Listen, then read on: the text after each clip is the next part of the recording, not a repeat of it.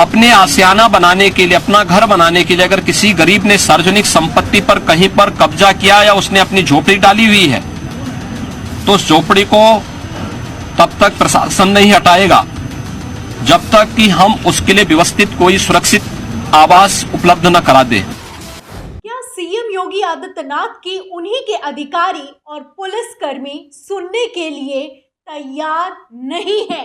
ये सवाल मुख्यमंत्री के वायरल बयान के बाद हर कोई पूछ रहा है। यूपी में कैसे बुलडोजर दौड़ रहा है ये किसी से छुपा नहीं है। वहीं दूसरी तरफ सीएम योगी आदित्यनाथ अपने वायरल बयान में क्या कह रहे हैं, उनका ये बयान ध्यान से सुनिए। फिर इस बयान के वायरल होने के बाद क्यों छुपाना पड़ रहा है मुंह, हम आपको बताते हैं। अपने आशियाना बनाने के लिए, अपना घर बनाने के लिए अगर किसी गरीब ने सार्वजनिक संपत्ति पर कहीं पर कब्जा किया या उसने अपनी झोपड़ी डाली हुई है तो उस झोपड़ी को तब तक प्रशासन नहीं हटाएगा जब तक कि हम उसके लिए व्यवस्थित कोई सुरक्षित आवास उपलब्ध न करा दे। आपको बता दें कि सीएम योगी आदित्यनाथ का ये बयान पुराना है, लेकिन कानपुर देहात की हुई घटना के बाद से सोशल मीडिया पर भयंकर सवालों के साथ वायरल हो रहा है। इसमें आप सुन सकते हैं कि सीएम योगी आदित्यनाथ का कहना है कि अपनी आशियाना बसाने के लिए, अपना घर बनाने के लिए अगर कोई गरीब सार्वजनिक संपत्ति पर कब्जा करता है तो प्रशासन उस पर कार्रवाई नहीं करेगा, और अगर कार्रवाई करनी भी है तो पहले आवास उपलब्ध करवाया जाएगा। तो क्या कह रहे हैं सीएम योगी आदित्यनाथ, आप सुन सकते हैं, और क्या हो रहा है वो आप अच्छे से जानते हैं। यहाँ पर तो आलम ये हो चुका है कि आवास उपलब्ध कराना तो दूर की बात है, लोगों को उनके घरों से निकलने तक की मोहलत नहीं दी जा रही है। क्या हुआ उत्तर प्रदेश में, क्या हुआ कानपुर के देहात में, ये हर कोई जानता है कि कैसे बुलडोजर अब संविधान के ऊपर दौड़ रहा है, कैसी कार्रवाई की जा रही है, कैसी इंसानियत को शर्मसार करने वाली कार्रवाई की जा रही है।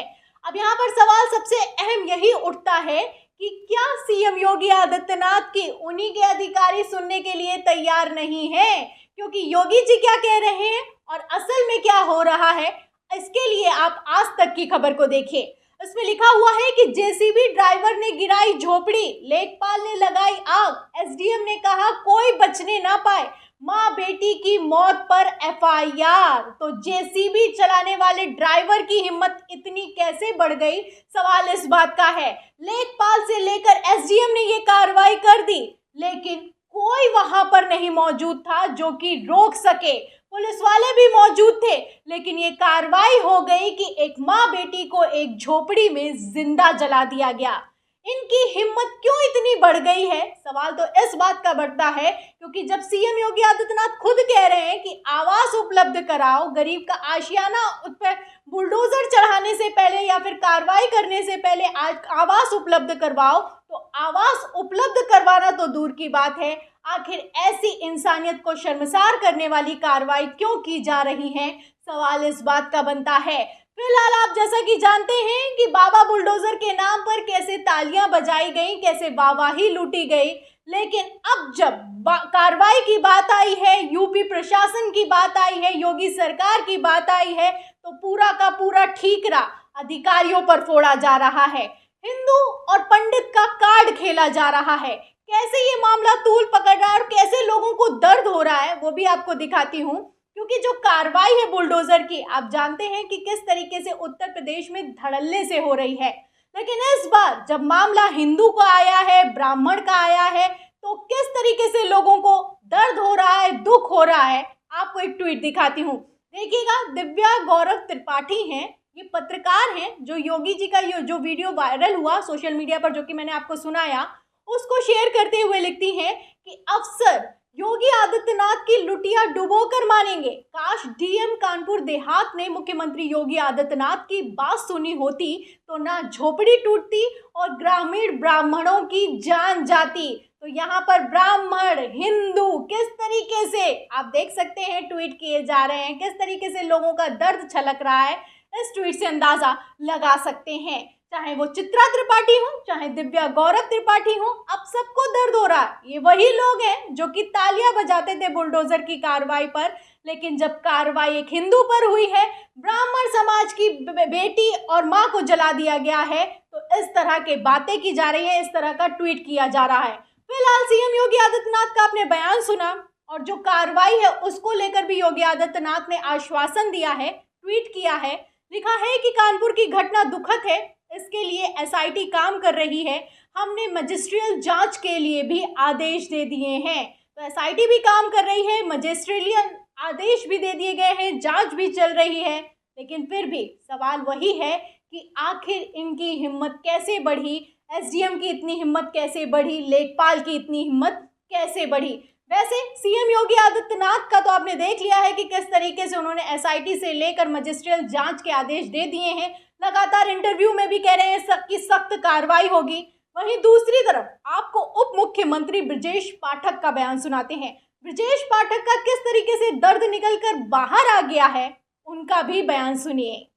हम किसी को नहीं छोड़ेंगे और जो दोषी हैं उनकी पुश्ते भी याद करेंगे, इतनी कड़ी कार्रवाई कराएंगे। आप हमारे परिवार के मेंबर हो, हम बिल्कुल भी ऐसी घटनाओं को बर्दाश्त नहीं करेंगे और यह हमारी जिम्मेदारी, पूरे प्रदेश के आप हमारे भाई हो, हर स्थिति में एक एक व्यक्ति को हम कड़ी सजा दिलाएंगे। घबराने की जरूरत नहीं है। इतनी बड़ी दुखद घटना है कि मेरा मतलब इतना ज्यादा मैं दुखी हूं, मैं इसका बयान नहीं कर सकता। बहुत दुखद घटना है और जितने भी मतलब इसका निंदा की जाए वो कम है। हम तो ईश्वर से प्रार्थना करते हैं कि हमारे परिवार को जो असहनीय पीड़ा मिली इसको सहने की ताकत दे और हर स्थिति में हम रहेंगे। और माता जी का, हमारी बेटी जो गई है उसको मतलब जो भी हम कर सकते हैं कड़ी से कड़ी सजा दिलाएंगे उन लोगों को जिन लोगों ने इस प्रकार की घटना का करने का प्रयास किया है और अंजाम दिया। हम कड़ी से कड़ी सजा दिलाएंगे।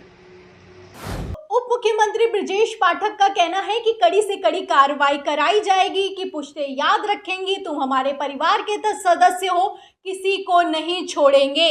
तो इस तरह की कार्रवाई का आश्वासन और इस तरह का दर्द अगर पहले निकलकर सामने आ गया होता तो आज ये दिन देखना नहीं पड़ता, इतनी अधिकारियों की हिम्मत नहीं बढ़ती।